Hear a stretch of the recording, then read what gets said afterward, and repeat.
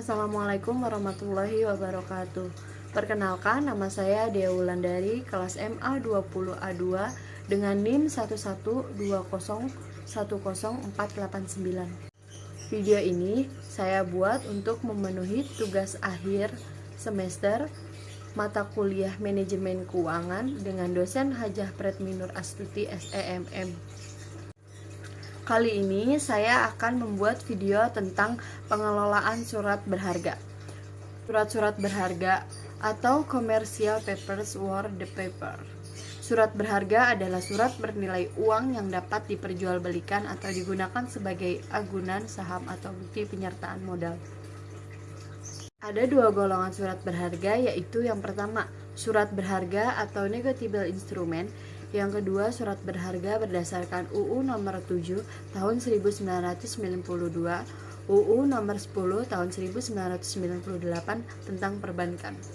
1. Surat berharga atau negotiable instrument.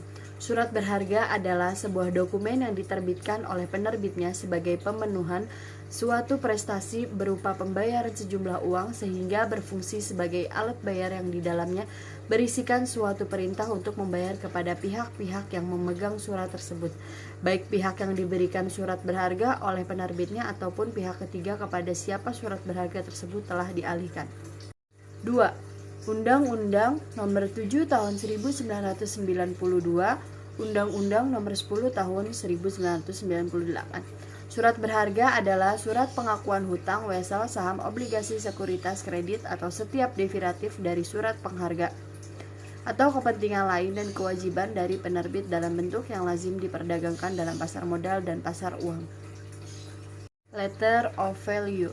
Surat yang diterbitkan bukan sebagai pemenuhan prestasi, bukan berupa pembayaran sejumlah uang, dan sukar diperjualbelikan. Surat ini sebagai bukti diri bagi pemegangnya atau sebagai orang yang berhak atas apa yang disebut di dalamnya seperti KTP, SIM, kartu kredit, ATM, dan lain-lain.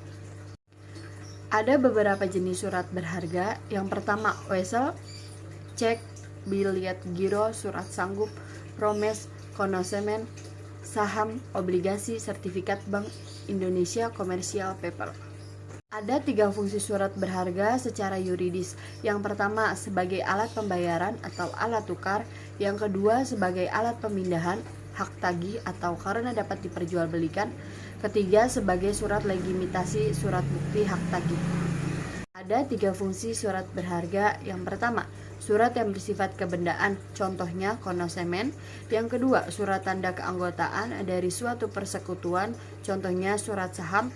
Yang ketiga, surat tagihan hutang, contohnya wesel, cek, surat sanggup.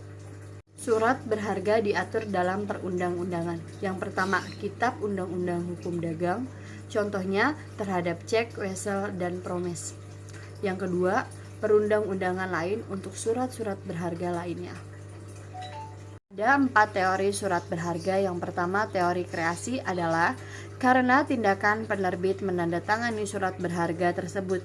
Karena penandatangan tersebut, penerbit terikat meskipun pemegang surat berharga sudah beralih kepada pihak lain dari pemegang semula. Yang kedua, teori kepatutan. Teori ini, penerbit surat berharga terikat dan harus membayar surat berharga kepada siapapun pemegangnya.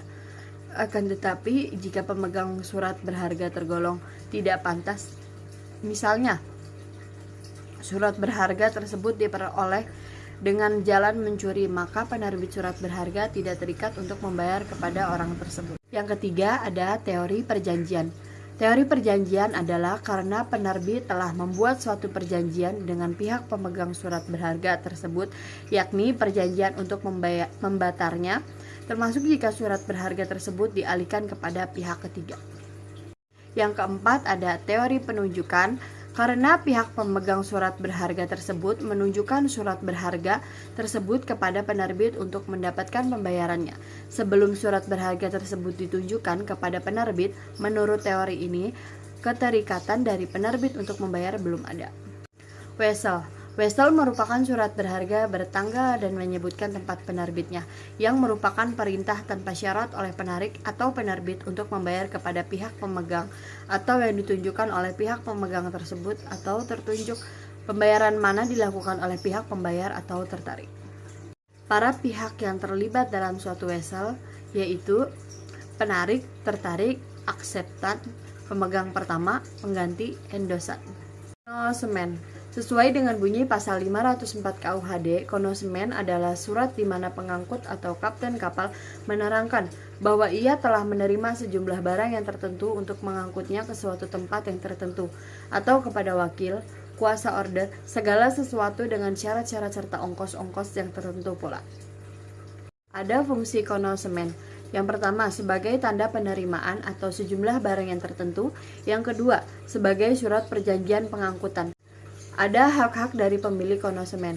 Yang pertama, si pengirim atau penjual sendiri. Yang kedua, yang membeli barang itu di tempat yang dituju. Yang ketiga, A dan B atau wakilnya. Yang keempat, siapa saja memperlihatkan konosemen itu.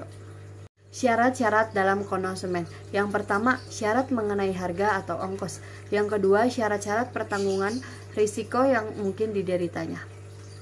Mungkin ini yang dapat saya sampaikan, kurang dan lebihnya mohon dimaafkan. Wassalamualaikum warahmatullahi wabarakatuh.